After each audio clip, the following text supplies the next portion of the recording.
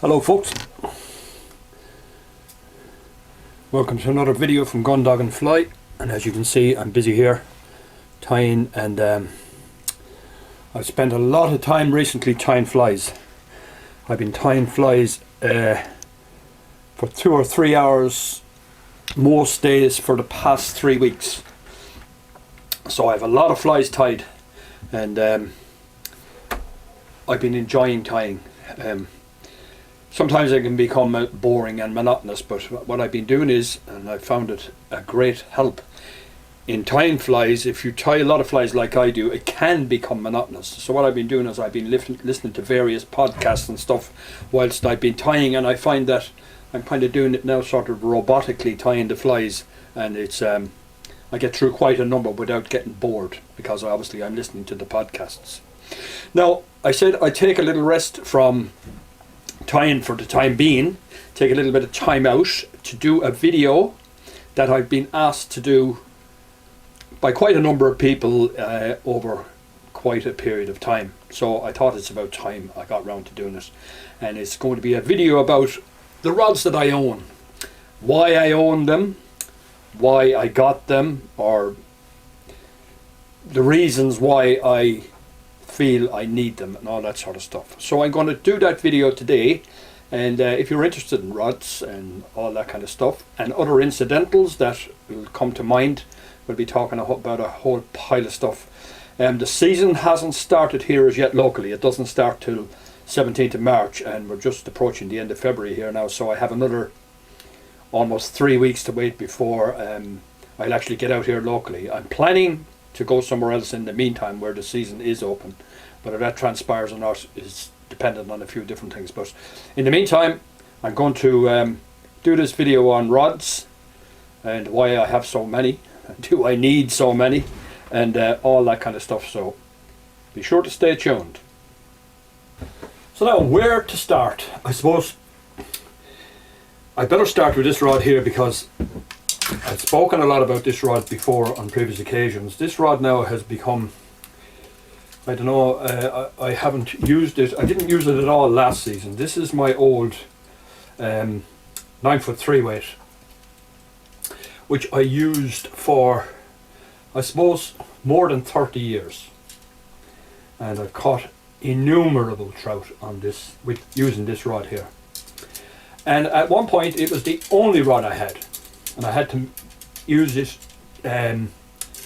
make it do for almost every purpose. So I fished wet flies, dry flies, upstream nymph, even done a bit of lake fishing with it, and it served its purpose very well. So I adapted it for all purposes, and if all of these disappeared in the morning, I could go back and do the same with it again. But it was kind of a rod that I bought because at the time I actually had it made for me, built for me. A 9-foot 3 weight was impossible to buy off the shelf. They just simply didn't exist.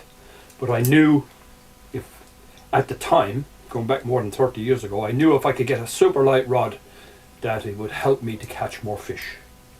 And that indeed it did do, because it provided me with a level of delicacy that up to that point I wasn't able to achieve with the equipment I had previous to this rod. They were too heavy, cumbersome. You couldn't do what I wanted to do. So this was absolutely brilliant, and a lot of people on seeing this rod, they remarked on how light it was, and in comparison to what I had used up to that point. So that rod, I suppose I have an emotional attachment to it, if you like. Now, over time, because I've used it for so long, it's become that little bit softer. It's way softer than it was. It used to be a much stiffer rod, but I suppose over time everything wears out, and it's not consigned to history or anything. I probably use it again, but I've got and bought new rods in between times, and I'm going to talk about some of those now. It was built, incidentally, it was built on a G. Loomis blank at the time. I'll just go back to it for a second. It was IMX, which was, what do you call it, almost space age at the time. They were the first of the carbon fibre rods that took over, if you like, from the fiberglass rods that preceded them.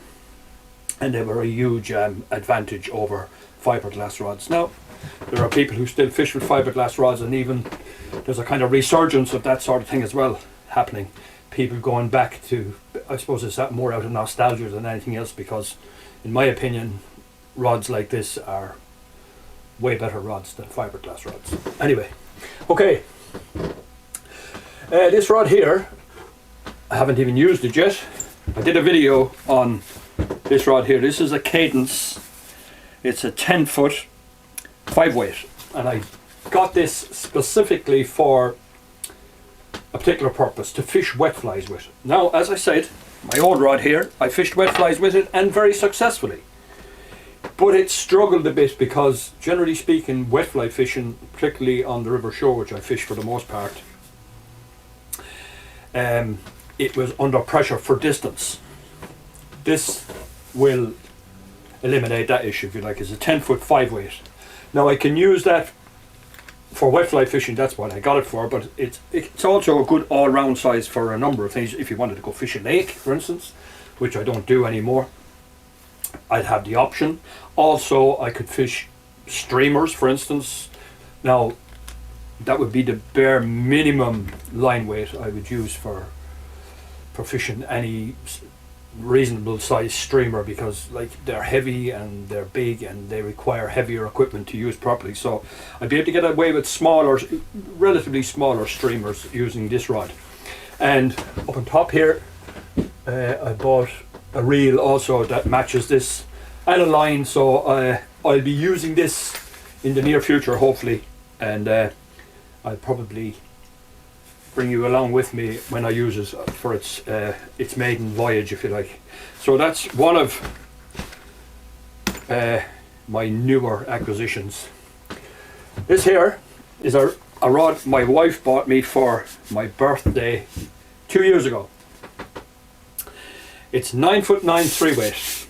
It's an absolute beautiful rod. It's a Hardy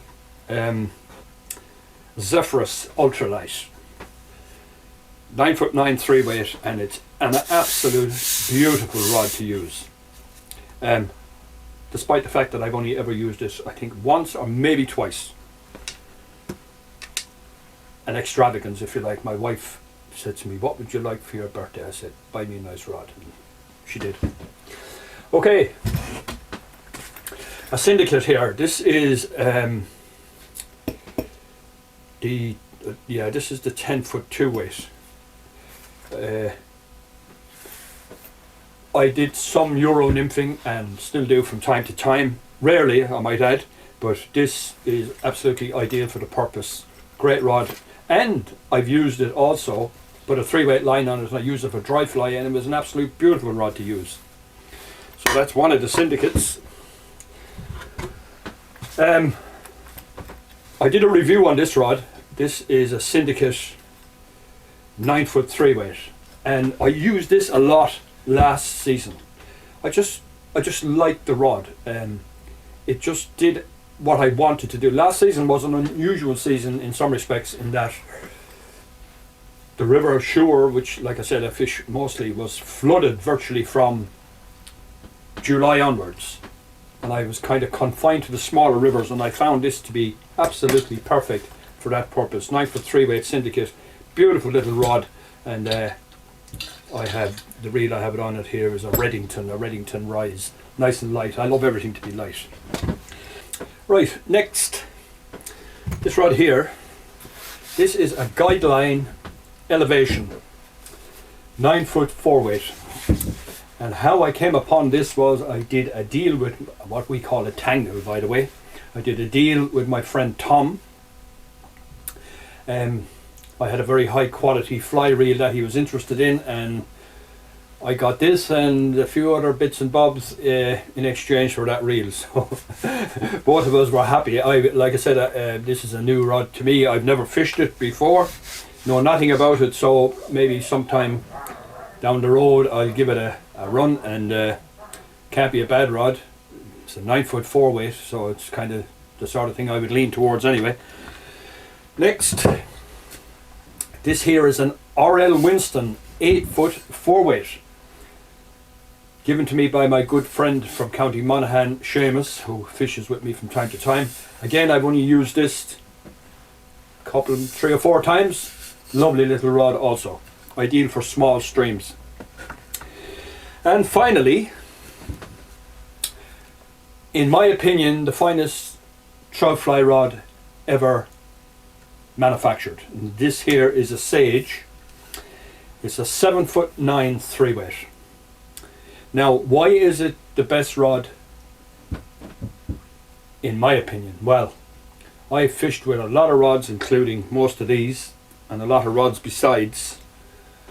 And all I can say to you is that if you're interested in dry fly fishing in particular, and you get an opportunity, try and get your hands on one of these for 10 or 15 minutes and use it, and then you'll know what I'm talking about. There's something indefinable about it. I'm unable to articulate what it actually means, but this rod is phenomenal. It just has a special character, and I found out subsequent to buying it that it actually has somewhat of a cult status. It's there's a lot of internet talk about it and all that kind of stuff, how special it is and all the rest of it, and maybe somebody on there might be better able to articulate what I'm trying to tell you about here.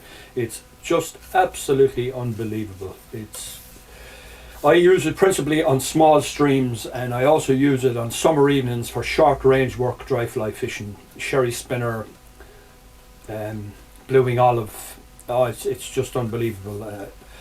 Try and get a hold of one and see what you think of it. Anyway, that's it, folks. I have 1, 2, 3, 4, 5, 6, 7, 8 fly rods. Do I need 8 fly rods? Probably not. Do I need another fly rod? You'd say definitely not, but I have another one in mind. Crazy stuff, I know, but probably like most anglers, I just have too much stuff.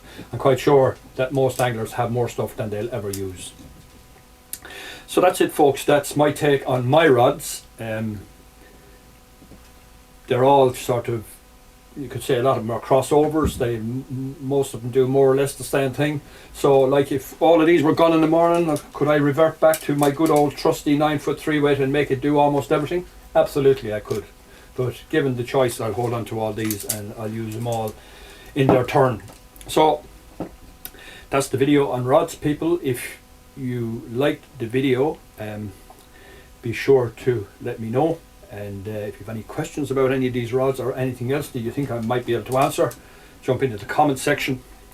And I'll make another video shortly about reels. Let me know if you'd be interested in a video about reels, because I have a number of reels as well and I could talk about them.